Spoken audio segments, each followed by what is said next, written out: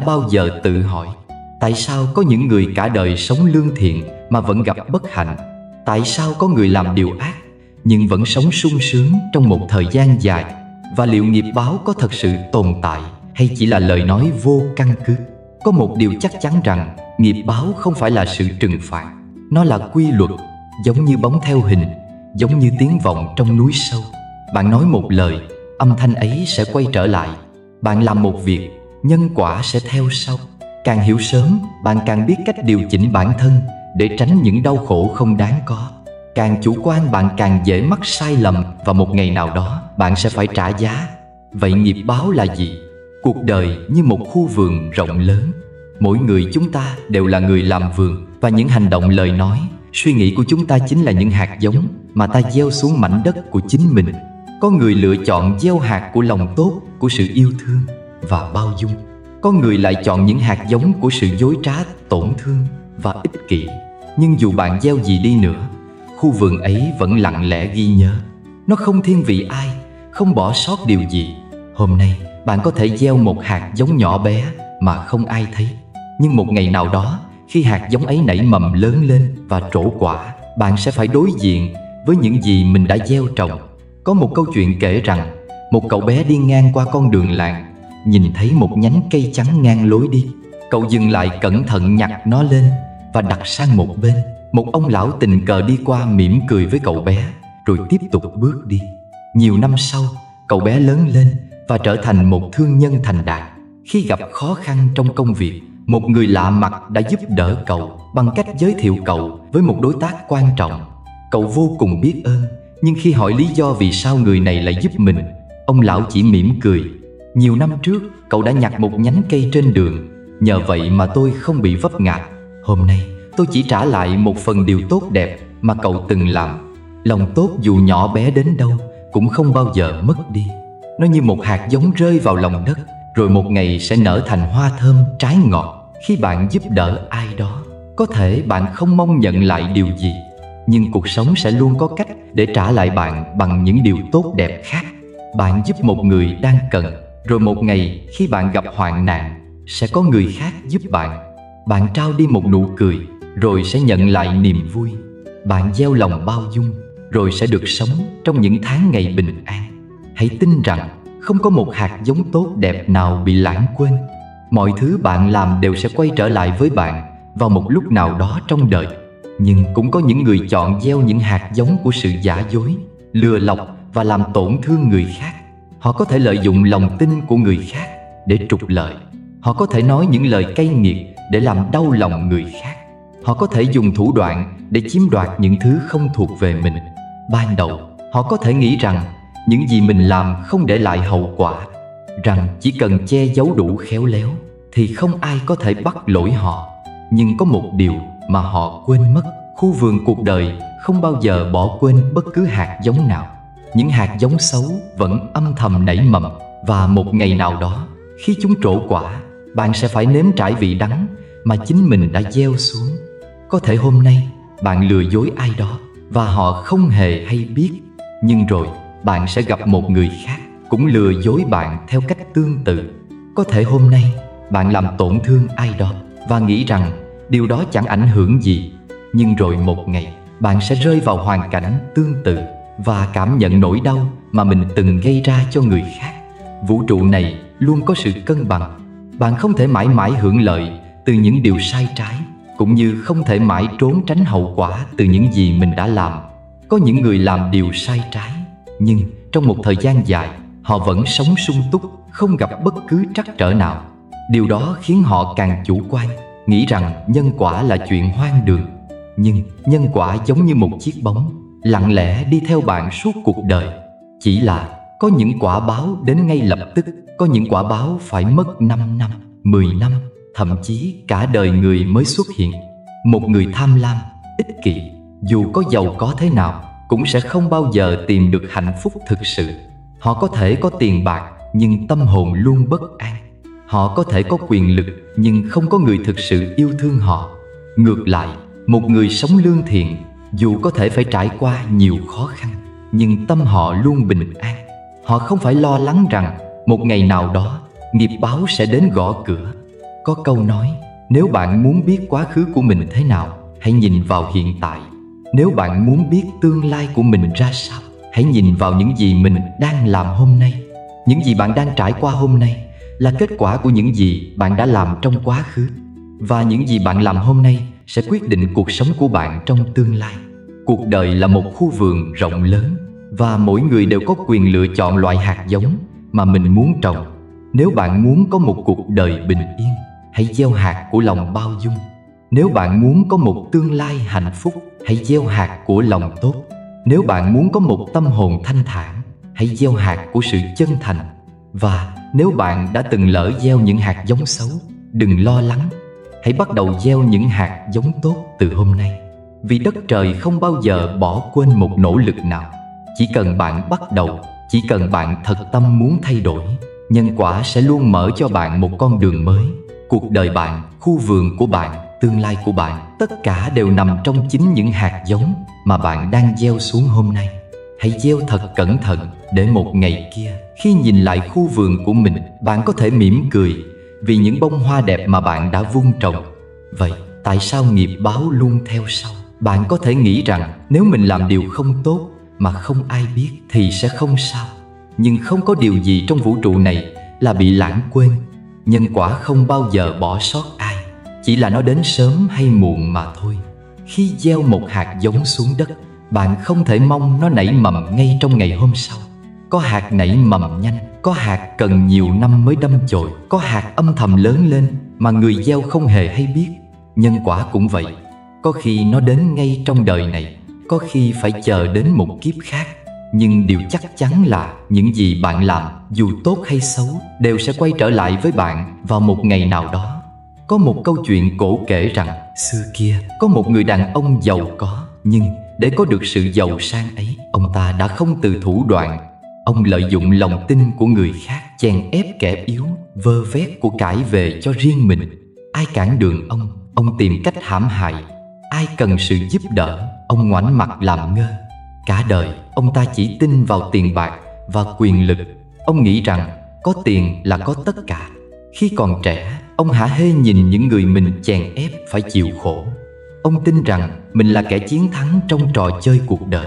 Nhưng thời gian không chừa một ai. Khi tuổi xế chiều, ông ta bắt đầu cảm thấy trống rỗng. Dù có rất nhiều tài sản, nhưng xung quanh ông không có ai thực sự quan tâm đến ông cả. Những người từng xu nịnh ông khi còn quyền lực giờ đây cũng tìm cách tránh xa. Những kẻ từng hợp tác với ông cũng chỉ lợi dụng ông khi cần thiết. Tệ hơn nữa, ông không có con nối dõi. Đó là điều khiến ông lo lắng nhất. Vì vậy, mỗi ngày ông cầu nguyện trời đất mong có một đứa con để thừa kế tài sản, để gia tộc của ông không rơi vào cảnh vô chủ. Nhưng đáp lại những lời cầu xin của ông chỉ là sự im lặng. Những người ông từng chèn ép năm xưa giờ đây lại có cuộc sống hạnh phúc, gia đình sung túc. Họ không còn nhớ đến những đau khổ trong quá khứ, vì thời gian đã bù đắp cho họ. Nhưng còn ông, dù có tất cả nhưng lại sống trong cô độc. Ông sở hữu cả một gia sản đồ sộ, nhưng không có ai bên cạnh để san sẻ những tháng ngày cuối đời. Khi ông qua đời, tài sản không ai kế thừa. Những kẻ xa lạ tranh giành, phá hoại, và cuối cùng tất cả đều tan biến. Cả đời vơ vét, nhưng đến phút cuối ông chẳng mang theo được gì ngoài nỗi cô đơn lạnh lẽo. Nghiệp báo không phải lúc nào cũng đến dưới dạng hình phạt rõ ràng. Có những người làm điều xấu nhưng vẫn sống xa hoa, vẫn có địa vị. Nhưng nếu nhìn kỹ hơn, bạn sẽ thấy rằng họ không thực sự hạnh phúc. Họ có thể có rất nhiều tiền, nhưng họ lại luôn bất an, lo sợ rằng một ngày nào đó những điều họ đã làm sẽ bị phơi bày. Họ có thể có rất nhiều quyền lực, nhưng họ không thể ngủ ngon, vì luôn phải cảnh giác với những kẻ muốn trả thù. Họ có thể có rất nhiều người xung quanh, nhưng không ai thực sự yêu thương họ, vì tất cả chỉ là lợi dụng lẫn nhau. Nghiệp báo không phải lúc nào cũng là mất mát về vật chất. Nó có thể đến dưới hình thức bệnh tật, cô đơn, hoặc những đau khổ không thể diễn tả bằng lời. Một người có thể đánh cắp tiền bạc của người khác, nhưng họ không thể đánh cắp sự thanh thản trong tâm hồn. Một người có thể lừa dối cả thế giới, nhưng họ không thể lừa dối chính mình. Một người có thể che giấu tội lỗi trước mắt người đời, nhưng không thể che giấu trước nhân quả. Có một điều quan trọng mà ít ai nhận ra. Cuộc đời chính là một tấm gương phản chiếu lại những gì bạn đã làm. Nếu bạn sống tử tế, bạn sẽ gặp những người tử tế. Nếu bạn biết yêu thương, bạn sẽ được yêu thương. Nếu bạn sống giả dối, bạn sẽ gặp những kẻ giả dối. Nếu bạn gieo rắc đau khổ, bạn sẽ nhận lại những nỗi đau. Có thể bạn chưa thấy điều đó ngay bây giờ. Có thể bạn nghĩ rằng cuộc sống đang bất công, rằng người tốt lại chịu khổ, còn kẻ xấu lại sung sướng. Nhưng hãy tin rằng vũ trụ có cách vận hành của riêng nó. Những ai sống lương thiện, dù có phải chịu nhiều gian truân, nhưng họ luôn có một tâm hồn bình an. Những ai làm điều xấu, dù có giàu có thế nào, cũng không bao giờ thực sự cảm thấy hạnh phúc. Bởi vì nhân quả không bao giờ sai. Bạn có thể giàu có, nhưng đừng để lòng tham che mờ sự tử tế. Bạn có thể thông minh, nhưng đừng dùng trí tuệ để làm tổn thương người khác. Bạn có thể có quyền lực, nhưng đừng quên rằng sức mạnh lớn nhất chính là lòng nhân ái. Những gì bạn làm hôm nay sẽ góp phần định hình cuộc đời bạn ngày mai. Hãy sống sao cho khi nhìn lại, bạn không phải nuối tiếc. Hãy sống sao để mỗi ngày trôi qua đều tràn đầy yêu thương. Để khi hành trình cuộc đời khép lại, bạn mang theo những kỷ niệm đẹp và sự bình an trong tâm hồn. Hãy sống sao để khi nhân quả đến, bạn có thể an nhiên mỉm cười, vì biết rằng mình đã gieo những hạt giống tốt lành nhất. Nhân quả không bỏ sót ai, nhưng cũng không bỏ sót bất cứ lòng tốt nào. Dù nhỏ bé đến đâu, mỗi việc tốt bạn làm đều sẽ trở thành ánh sáng trong cuộc đời bạn. Vậy nên, hãy sống tử tế, không phải vì sợ nhân quả, mà vì đó là con đường duy nhất để có một cuộc đời thật sự an nhiên và ý nghĩa. Có những người, chỉ đến khi cuộc đời họ gặp phải những biến cố nghiệt ngã, họ mới giật mình nhìn lại và nhận ra mình đã làm sai rất nhiều điều. Nhưng khi ấy, thời gian đã trôi qua, những sai lầm đã thành kết quả. Những vết thương họ gây ra cho người khác cũng đã để lại dấu ấn sâu đậm, không dễ gì xóa nhòa. Hối hận lúc này chẳng thể làm dịu đi những tổn thương, cũng chẳng thể thay đổi quá khứ. Và đôi khi, dù muốn sửa sai, họ cũng không còn cơ hội. Nhân quả không phải là hình phạt, mà là sự phản chiếu của những gì ta đã làm. Nếu bạn hiểu rõ quy luật này sớm hơn, bạn sẽ có cơ hội thay đổi cuộc đời mình theo một hướng tốt đẹp hơn. Giống như một người đi trên con đường đầy gai nhọn, nếu sớm biết phía trước có nguy hiểm, họ có thể kịp thời đổi hướng, tránh đi những vết thương đau đớn. Nhưng nếu họ cứ mãi bước đi mà không hay biết, đến khi nhận ra, bàn chân đã rướm máu, lối về cũng chẳng còn dễ dàng. Vậy, tại sao phải đợi đến khi nghiệp báo đến rồi mới bắt đầu sống tử tế? Bạn có thể thay đổi ngay từ bây giờ để không phải tiếc nuối về sau. Hãy nghĩ xem, nếu hôm nay bạn giúp một người đang gặp khó khăn, biết đâu một ngày nào đó chính bạn cũng sẽ nhận lại sự giúp đỡ khi cần. Nếu hôm nay bạn lựa chọn tha thứ thay vì oán hận, trái tim bạn sẽ nhẹ nhõm hơn và cuộc sống cũng trở nên bình yên hơn. Những điều nhỏ bé mà bạn làm hôm nay có thể tạo nên những thay đổi lớn trong tương lai. Vậy làm thế nào để giải nghiệp? Thứ nhất, hãy ngừng tạo thêm nghiệp xấu. Những điều bạn làm hôm nay sẽ tạo thành cuộc đời bạn ngày mai. Vì thế, đừng gieo thêm những hạt giống xấu. Đừng tiếp tục làm tổn thương người khác, dù chỉ bằng một suy nghĩ tiêu cực, một lời nói cay độc hay một hành động thiếu suy xét. Đôi khi, một câu nói vô tình có thể làm trái tim ai đó tan nát. Một sự vô cảm có thể đẩy người khác vào tuyệt vọng. Bạn có thể không nhận ra ngay, nhưng vũ trụ luôn ghi nhớ. Thứ hai, hãy chủ động tạo nghiệp tốt. Chỉ ngừng làm điều xấu thôi chưa đủ. Bạn cần tích cực tạo ra những điều tốt đẹp. Một nụ cười chân thành, một lời động viên đúng lúc, một hành động giúp đỡ, dù nhỏ bé, tất cả đều là những hạt giống thiện lành mà bạn gieo xuống. Khi bạn sống với lòng yêu thương và tử tế, cuộc đời bạn cũng sẽ ngập tràn những điều tốt đẹp. Thứ ba, học cách buông bỏ và tha thứ. Oán giận và hận thù không chỉ làm tổn thương người khác, mà còn khiến chính bạn trở thành tù nhân trong những cảm xúc tiêu cực. Khi bạn giữ mãi những nỗi đau trong lòng, chúng không biến mất mà ngày càng ăn mòn bạn từ bên trong. Học cách tha thứ không có nghĩa là bạn quên đi tất cả, mà là bạn chọn cách giải thoát cho chính mình. Khi bạn buông bỏ được oán hận, lòng bạn sẽ nhẹ nhõm, cuộc sống cũng trở nên thanh thản hơn. Mọi thứ trên đời đều vận hành theo nhân quả. Không có gì tự nhiên xảy đến, cũng không có gì tự nhiên biến mất. Những gì bạn làm hôm nay chính là những gì bạn sẽ nhận lại vào ngày mai. Vì vậy, hãy sống thật tốt, không phải vì sợ hãi nghiệp báo, mà vì đó là con đường duy nhất dẫn đến hạnh phúc và bình an thật sự. Giữa đại dương bao la, có một con thuyền nhỏ đang trôi dạt theo dòng nước. Người thủy thủ trên thuyền sống với niềm tin rằng biển cả mãi mãi hiền hòa, những cơn gió mãi mãi dịu êm. Anh ta không bận tâm đến những vết nứt nhỏ trên thân thuyền, cũng chẳng lo sửa chữa. Cánh buồm đã bắt đầu sờn rách. Ngày qua ngày, anh ta cứ để con thuyền lênh đênh, mặt sóng đẩy đưa, chẳng chút đề phòng. Rồi một ngày, bão kéo đến. Sóng không còn êm dịu mà nổi lên cuồn cuộn. Gió không còn nhẹ nhàng mà gào thét điên cuồng. Con thuyền vốn đã yếu ớt, nay bị nhấn chìm trong cơn thịnh nộ của đại dương. Lúc này, người thủy thủ mới nhận ra sai lầm của mình.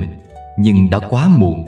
Giá như anh ta sửa thuyền sớm hơn, giá như anh ta quan tâm đến những dấu hiệu nhỏ nhặt từ trước, có lẽ hôm nay đã không phải đối mặt với vực sâu của biển cả. Cuộc đời cũng như vậy. Bạn có thể nghĩ rằng hôm nay mình khỏe mạnh nên cứ sống buông thả, chẳng cần quan tâm đến việc chăm sóc bản thân. Nhưng đến khi bệnh tật tìm đến, bạn mới hiểu rằng sức khỏe không phải là thứ có thể mua lại được bằng tiền. Bạn có thể nghĩ rằng tình cảm của ai đó dành cho mình là hiển nhiên, nên chẳng bao giờ trân trọng, cứ mãi thờ ơ, vô tâm. Nhưng đến một ngày, khi họ rời đi, khi trái tim họ nguội lạnh, bạn mới nhận ra sự hiện diện của họ quan trọng đến nhường nào. Lúc đó, dù có khóc, có nuối tiếc, cũng chẳng thể quay ngược thời gian. Bạn có thể nghĩ rằng dối trá, lọc lừa người khác sẽ giúp bạn đạt được lợi ích nhanh chóng. Nhưng cuộc đời là một vòng tuần hoàn. Một ngày nào đó, chính bạn sẽ là người bị phản bội, bị tổn thương theo cách mà bạn đã từng gây ra cho người khác. Nghiệp báo không đến ngay lập tức, nhưng nó luôn đến đúng lúc. Không ai có thể thoát khỏi quy luật nhân quả. Chỉ là có những nghiệp báo đến sớm, có những nghiệp báo chờ đến đúng thời điểm mới xuất hiện. Giống như hạt giống chôn vùi trong lòng đất, có loại nảy mầm ngay khi gặp mưa, có loại phải mất hàng năm trời mới trổ bông. Nhưng dù nhanh hay chậm, mỗi hạt giống đều sẽ vươn lên thành cây, và kết quả của nó không thể thay đổi. Có những người cả đời sống trong giả dối, đến khi bị chính những lời nói dối của mình làm tổn thương, họ mới nhận ra rằng sự thật luôn có cách để phơi bày. Có những người dùng thủ đoạn để đạt được quyền lực, rồi đến một ngày, họ bị chính những thủ đoạn ấy quay lại hủy hoại. Có những người chỉ biết hưởng thụ mà không bao giờ nghĩ đến việc báo đáp, rồi đến khi mất tất cả, họ mới hiểu ra giá trị của sự sẻ chia. Bạn có thể lừa dối người khác, nhưng không thể lừa dối chính mình. Bạn có thể che giấu tội lỗi của mình với cả thế gian, nhưng vũ trụ luôn ghi nhớ. Nhân quả không bỏ sót bất cứ ai. Khi thời điểm đến, mọi thứ sẽ được sắp đặt theo đúng những gì bạn đã làm. Vậy bạn có thể làm gì để hướng đến một cuộc sống tốt đẹp và tránh những hệ quả không mong muốn? Một là hãy sửa chữa con thuyền của mình khi trời còn quang đãng. Nếu bạn nhận thấy có điều gì đó trong cuộc đời mình chưa thật sự đúng đắn, hãy điều chỉnh ngay khi còn kịp thời. Nếu bạn vô tình làm tổn thương ai đó, hãy chân thành xin lỗi để hàn gắn. Nếu bạn đang lơ là với sức khỏe và tinh thần của chính mình, hãy bắt đầu quan tâm và thay đổi ngay từ hôm nay. Hai là hãy gieo những hạt giống thiện lành. Mỗi lời nói, mỗi hành động, mỗi suy nghĩ của bạn đều là một hạt giống gieo xuống mảnh đất của cuộc đời. Hãy chọn gieo yêu thương, lòng trắc ẩn và sự chân thành. Khi bạn trao đi những điều tốt đẹp, cuộc đời cũng sẽ gửi lại cho bạn những điều xứng đáng. Ba là hãy học cách khiêm nhường và trân trọng những gì đang có. Đừng nghĩ rằng thành công hay những điều tốt đẹp sẽ mãi mãi bên bạn. Nếu thiếu đi sự vun đắp, đừng xem những gì bạn có là điều hiển nhiên. Hãy biết trân quý từng khoảnh khắc, từng con người bên cạnh, vì cuộc sống luôn chuyển động và thay đổi. Con thuyền trên đại dương có thể gặp những con sóng lớn, nhưng nếu người thủy thủ vững tay chèo, anh ta vẫn có thể điều hướng để đến bến bờ bình yên. Cuộc đời cũng vậy. Dù thử thách có xuất hiện, nếu bạn sống đúng đắn và tích cực ngay từ hôm nay, bạn sẽ luôn cảm thấy an nhiên trên hành trình của mình. Hãy dành một chút thời gian để nhìn lại chính mình. Bạn đang gieo hạt giống gì cho cuộc đời mình? Là những hạt giống của yêu thương, chân thành và bao dung, hay là những hạt giống khiến tâm hồn dần xa cách với sự bình yên? Nhân quả không phải là sự áp đặt hay hình phạt, mà là quy luật tự nhiên của vũ trụ. Giống như một mảnh đất sẽ nở hoa khi được chăm sóc bằng những điều tốt đẹp. Bạn không thể gieo gai nhọn mà mong gặt hái hoa thơm. Bạn không thể sống hời hợt mà mong nhận lại sự chân thành. Hãy nhớ rằng nhân quả luôn vận hành theo quy luật tự nhiên. Dù không thể quay ngược thời gian để sửa chữa những điều đã qua, bạn vẫn có thể định hình tương lai của chính mình bằng những lựa chọn trong hiện tại.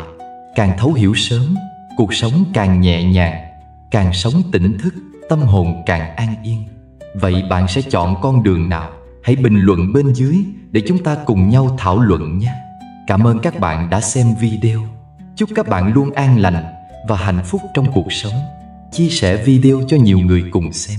Hãy đăng ký theo dõi kênh Cổ Nhân Xưa để hàng ngày các bạn nghe nhiều bài học sâu sắc từ các cổ nhân. Chào tạm biệt các bạn. Hẹn gặp lại các bạn trong video tiếp theo.